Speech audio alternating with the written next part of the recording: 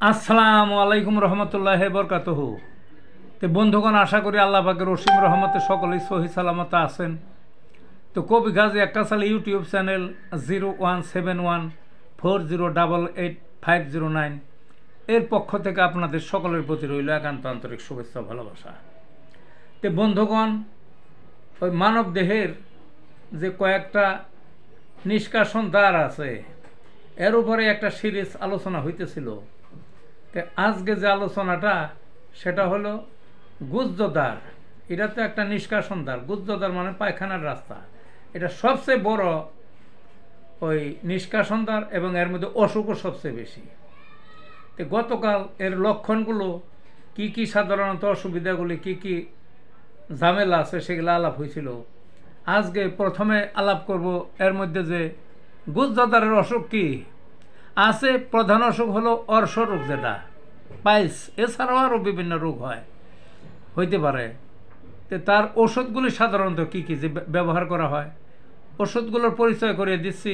স্কুলাস heap, কোলিনসোনিয়া, নাক্সভম, sulphur, থোজা, এমন curve, এলোস, acid fluoric, পিউনিয়া, হাইড্রাস্টিস্ক্যান।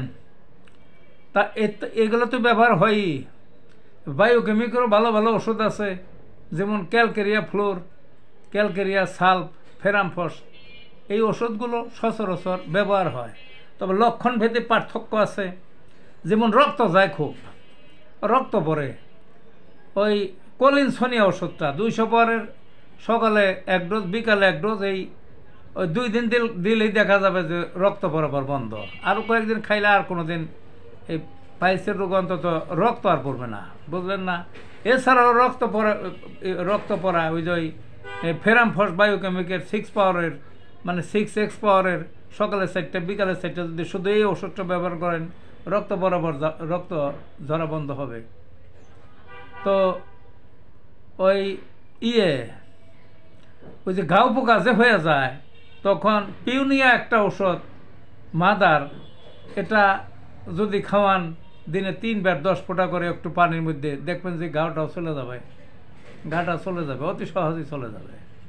আবার গোটা শক্ত গোটা আছে, নরম গোটা আছে। গোটা যদি শক্ত হয় তাহলে এন্টিম ক্রুড, আর গোটা যদি নরম হয়, শক্ত হইলে এন্টিম ক্রুড, নরম হইলে এন্টিম টার্ট।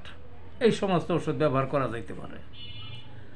আবার ওই গোটাকাটি বা ছড়ানো মাংস ইত্যাদি ক্যালকেরিয়া সালফ ওষুধটা খুব কাজ করে, বুঝলেন না। আবার ওই খোসা ওই জ্বালাপোড়া আছে, এই জ্বালাপোড়াটা আবার ওই করে ওই গরম পানি প্রয়োগে, মানে শোষণ কার্যের সময় গরম পানি দিয়ে দেখবেন যে আরাম হয়। তাহলে আর্সেনিক ওষুধটা খুব কাজ করে।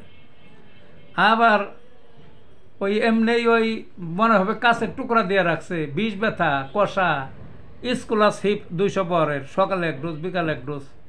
ওই কিছুদিন খাওয়ালেই শেষ হবে। আবার হারিস হয়ে গেছে, শক্ত হারিস, আরুল, ওই কোদ দিলে বাইরে আবার ভিতরে ঢুকাইতে হয়, ইত্যাদি ইত্যাদি যদি হয়, তাহলে কি করবেন? অ্যালোস, রুটা, থোজা, এই সমস্ত ওষুধ সচরাচর ব্যবহার হয়। তা আজকের মতো বন্ধুগণ এই পর্যন্তই।